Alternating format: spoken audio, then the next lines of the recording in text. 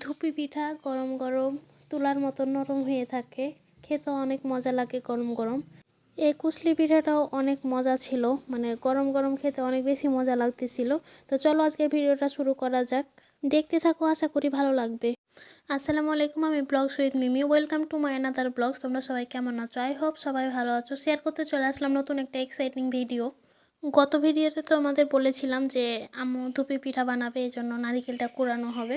তো ফুল প্রসেসিংটা ভেবেছিলাম তোমাদের দেখাবো, কিন্তু দেখানো হয় নাই।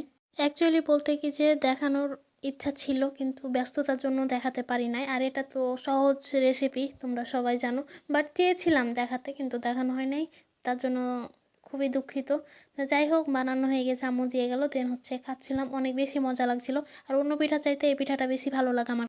যাই হোক, সকালে নাস্তা করে অনেক কাজ ছিল, সেগুলো সেরেছি। দেন হচ্ছে দুপুরে লাঞ্চ করতে বসে গেলাম। তো প্লেটে অনেকটা পরিমাণ সাদা ধোয়া ওঠা ভাত নিয়ে নিয়েছি। এরপর হচ্ছে আলু বেগুন টমেটো, এটা শীতকালে একটা কমন তরকারি, সবার বাসায় এটা তো হয়।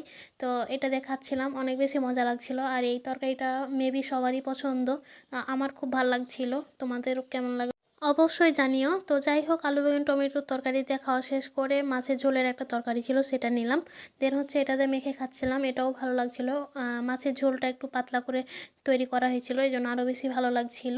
তো আমি হচ্ছে এখানে লেজাটা নিয়েছিলাম। তো অনেক বেশি কাটা থাকে, বিরক্ত লাগে বাছতে, কিন্তু আজকে নিয়েছিলাম শখ করে, কিন্তু খুবই বিরক্ত লাগছিল, খেতে পাচ্ছিলাম না। তো যাই হোক, আলু বেগুন টমেটোটা এত বেশি পছন্দ, মানে আর ভালো লেগেছিলো, এই জন্য আবার একটু নিয়েছিলাম। দেন হচ্ছে মাছের সাথে খাচ্ছিলাম, ভালো লাগছিল। দেন দুপুরে খাওয়া দাওয়া করে একটু ঘুমাইছিলাম, ঘুম থেকে সন্ধ্যায় উঠেছি। দেন হচ্ছে আমার বোন আবার এই নাস্তাটা তৈরি করেছিল, এটা মেবি হচ্ছে কুশলি পিঠা। তো এটা আমার বোন আর আমার এক চাচি বানাইছিল, অনেক বেশি মজা হয়েছিল। খাচ্ছিলাম, এত বেশি মজা লাগছিল। এর ভিতরে হচ্ছে আলুর পুর দেওয়া ছিল, তো অনেক বেশি মজা হয়েছে। আর ছোটো মানুষ হিসেবে বানাইছে, এটাই অনেক, আর অনেক বেশি মজা হয়েছে। ধন্যবাদ আমার বোনকে, আমাকে এত সুন্দর সুন্দর নাস্তা করে খাওয়াই। আমি বড় বোন হিসাবে তাকে কিছু খাওয়াতে পারি না বানায়। ও আমার কাছে আবদার করে, বাট আমি খাওয়াতে পারি না, এটা খুবই দুঃখের বিষয়। বাট ও আমাকে অনেক কিছু বানাই খাওয়ায়। তো যাই হোক, নাস্তা শেষ করে অনেকক্ষণ আড্ডা দিয়েছিলাম সবার সাথে। দেন হচ্ছে রাতের ডিনারটা সেরে নিলাম। আর আমার হাতটা অনেকটা তেলাক্ত লাগছে, কারণ আলোটা এসে পড়ছে হাতের ওপর, এই জন্য।